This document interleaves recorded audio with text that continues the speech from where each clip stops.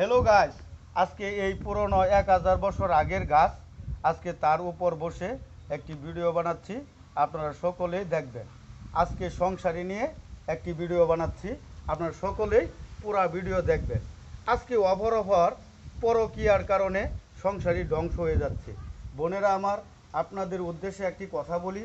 আপনার সংসারী আপনারই সেবা দিয়ে, সোহাগ দিয়ে আপনার সংসারী আপনার সোনার সংসার গড়ে তুলতে হবে। বোনেরা আমার, আজকে আপনার স্বামী, আপনারা বলেন যে পরকীয়া আমার স্বামী লিপ্ত হয়ে গেছে।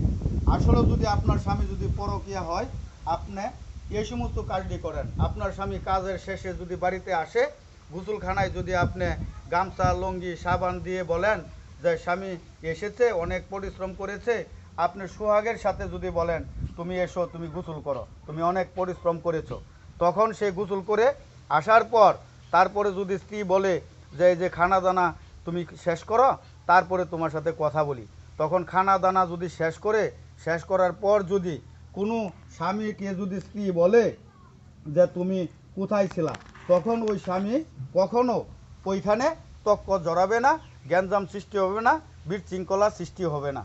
বোনেরা আমার, আর স্বামী যদি আপনার তার বাবা মা তাদেরকে যদি আপনার সেবা দেন, ওই স্বামী আপনার যদি দেখে যে তার বাবা মাকে, আপনার শ্বশুর শাশুড়িকে আপনি সেবা দিচ্ছেন, আদর সোহাগে খাওয়াচ্ছেন, তাহলে ওই স্বামী দেখা আপনার প্রতি এত আকর্ষণ হবে, আপনার স্বামী কত হবে না।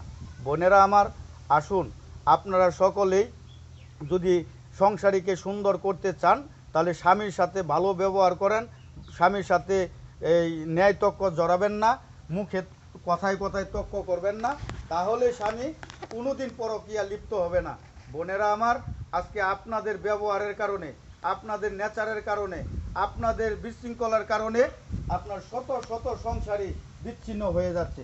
যদিও স্বামী স্ত্রী যদি কখনো যদি একটু ন্যায় তক্ক হয়, তাহলে ওই কথাটা তার বাবার বাড়িতে প্রচার করে, তখন তার শ্বশুর শাশুড়ি তখন ওই স্বামীকে নিয়ে তার তার অনেক বিশৃঙ্খলা, অনেক ঝগড়াঝাটি, ন্যায় তক্ক হয়, তখন দয় দরবার হলে অনেক সংসারী নষ্ট হয়ে যায়। দরবার করে কোনো দিন সংসারী হয় না, হচ্ছেও না। আপনারা সংসারী নষ্ট হয়ে যা, মামলা মমদা হয়ে যা। আপনারা আসুন, যদি এরকম যদি টুটকি নাটকা যদি কোনো এই ন্যায় তক্ক লাগে, যদি আপনারা নিজেরা সংসারী বৈশা যদি আপনারা সমাধান করতে পারেন, তাহলে কোনো দিন সংসারী আপনার নষ্ট হবে না, আপনার বাচ্চা এতিম হবে না, আপনার মেয়ে এতিম হবে না, একজন ডালে খালে থাকবেন না। যদিও আপনি যদি সংসারে বিচ্ছিন্ন হয়ে যা, তাহলে আপনার বাবা কিন্তু আপনাকে ঘরে বসে খাওয়াবে না, আপনাকে নিয়ে কিন্তু আরেক জায়গায় বিবাহ দেবে। ওই বিবাহ দেওয়ার পর আপনার আগের স্বামীর চেয়ে পরের স্বামী কিন্তু আরও খারাপ হতে পারে, আরও নষ্ট হতে পারে, তখন কিন্তু আপনার চোখের পানি শেষ হবে না। আর আপনার যদি এরকম যদি বিশৃঙ্খলা সৃষ্টি হয়, আসুন প্রতিটি ইউনিয়নে আপনার একটা ইউনিয়ন পরিষদ আছে, ওই ইউনিয়ন পরিষদে দুই পক্ষ মিলে যদি আপনারা দরখাস্ত হিসাবে যদি আপনার গ্রহণযোগ্যতা করেন, তাহলে দুই পক্ষকে ডেকে চেয়ারম্যান মহোদয় আর গণ্যমান্য ব্যক্তি যারা আছে তারা কিন্তু আপনাদেরকে মিলিয়ে দিবে। মিলিয়ে দেওয়ার পরে আবার আপনার পুনরায় আপনার সন্তানকে নিয়ে সুখের সংসার গড়ে তুলতে পারবেন স্বামী স্ত্রী সবাই মিলে।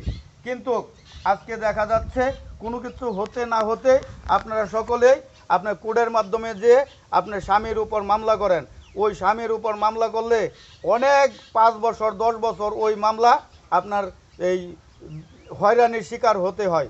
হয়রানির শিকার হয়ে যারা ছোটোখাটো ফ্যামিলি আছে, নুন আনতে পান্তা ভরা, ওরা কি করে অনেক টাকা পয়সা অর্থ ব্যয় হয়, তখন কিন্তু ওই সংসারটা জীবনের কারণে একবারে ধ্বংস হয়ে যায়। আসুন আমরা যদি আইন আদালত যাওয়ার আগে গণ্যমান্য ব্যক্তিদেরকে নিয়ে ইউনিয়ন পরিষদে বসে আমরা সকলেই দেখি কার দোষ কার নেই, আমরা যদি একটা সংসারী যুক্ত করে দিতে পারি, আমরা সকলেই আল্লাহর কাছে অনেক শুকরিয়া আদায় করব। এইভাবে যাতে কোনো সংসারী আর ধ্বংস না হয়, কোনো মার সন্তান যাতে বুক ছাড়া না হয়, কোনো মার সন্তান যাতে থুয়ে তার আরেক জায়গা বিবাহ হতে না হয়, এই সমস্ত খেয়াল রেখে আইনগতভাবে আমরা মেনে চলে দিলে সম্মান কমে না। আসসালামু আলাইকুম।